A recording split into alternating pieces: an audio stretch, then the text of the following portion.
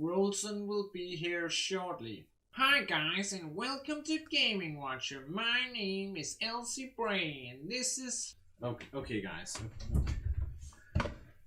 I'm sorry. Because I have a kid. This is like how we have fun at home. Hello.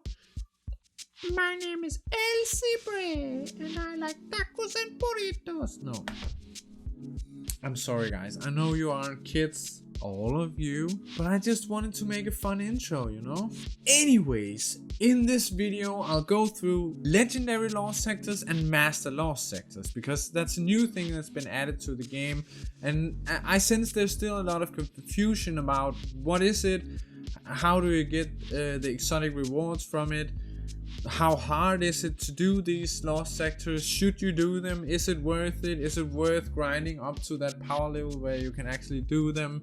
All of that stuff. So I'm going to cover all of that in this guide. So strap in guys, let's get into it. Okay guys, so welcome to my guide on... Okay, I'll stop guys. I'm seriously sorry. Okay, so legendary and master lost sectors. So there's one, each week there's one legendary lost sector and one master lost sector. And they can be pretty much anywhere. We haven't seen them everywhere up until this point, but we've seen them on Europa and in the Cosmodrome and on the moon as well. Okay, so they're both on the moon this week. K1 crew quarters on the moon is the master lost sector for this week, and the legend lost sector is the K1 revelation lost sector on the moon. So what are they? Well, they're lost sectors, but they're different in that they have a higher difficulty and they have all these modifiers like you can see here.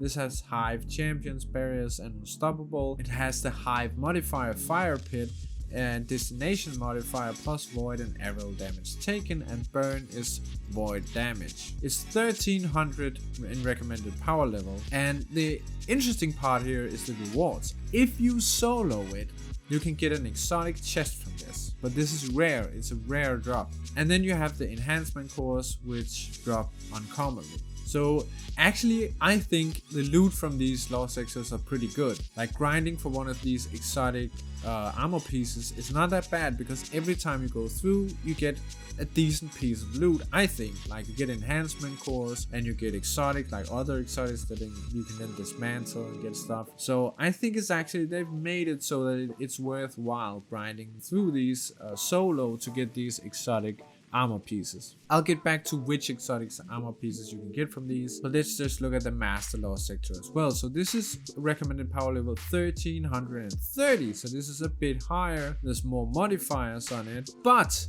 if you solo it, the exotic arms drop here is a common drop.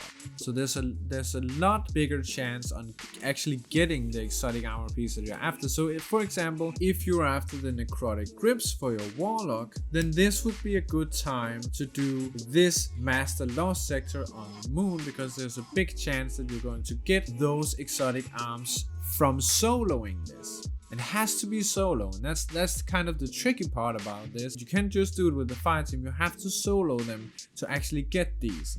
So what armor pieces are we trying to get from these? What armor pieces can we only get from these lost sectors? That would be the new exotics that came with Beyond Light. So if we go into the collections and we go to the exotics, for my hunter for example, it's this one, the Mask of Bacchus. I haven't gotten any of these yet, but I have grinded some of these lost sectors, but not for that long, because it's, to be honest, it's only this season that I've been as high in power level and on the season pass and so on that I've actually been able to do this. So I'm gonna get some of these in this current season. But Mask of Bacchus I can get these ones, the Athros Embrace, and they just added this one as well, the Omnioculus. The Omnioculus. That's a weird name, man. Come on, Bungie. Guardians, you make invisible, gain damage resistance. For the Titan, it's this one, the Precious Scars. It's the Icefall Mantle.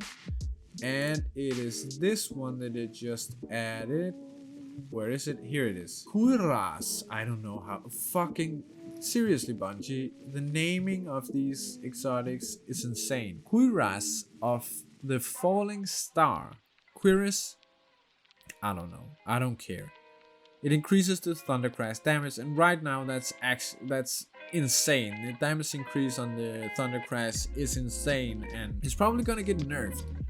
So if you want to get that, hurry up before Bungie ruins it. And for the Warlock, it was the Necrotic Grips, the Dawn Chorus, and it is Mantle of Battle Harmony.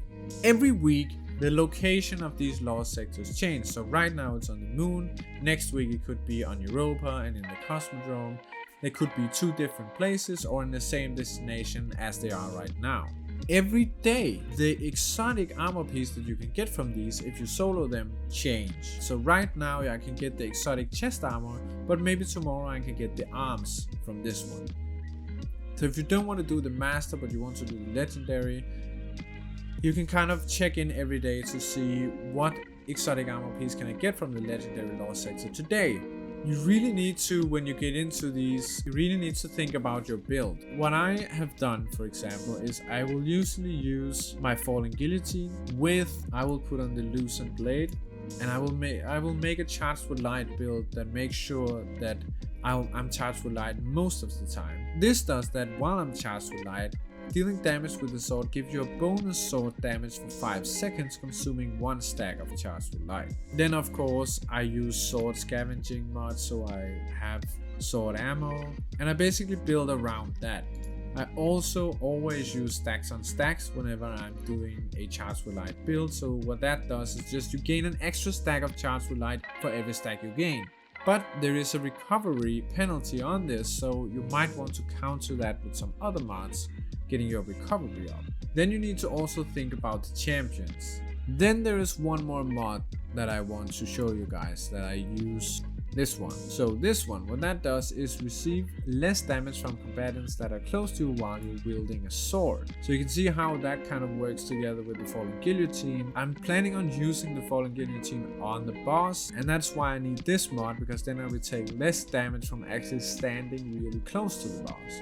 This entire build is just made so that I get my super back as quickly as possible. Whenever I use my super, I create orbs of power, and whenever I pick up orbs of power, I become charged with light, and when I'm charged with light, I do more damage with the sword, and I create this pulse of energy that damages enemies around me. And on top of that, I've got this one on me that makes sure that I take less damage from combatants when they're close to me when I'm wielding a sword. So this all kind of works together so that I do more damage when I'm close up in the enemy's faces with a sword, and I take less damage as well when I do that. So it's all built around the Falling Guillotine and getting up close with enemies. So I think we got the build down. So now we can just go crazy. So that was it. That was my guide on what is Legend Lost Sectors, what is Master Lost Sectors, what can you get from them, and how do you do that.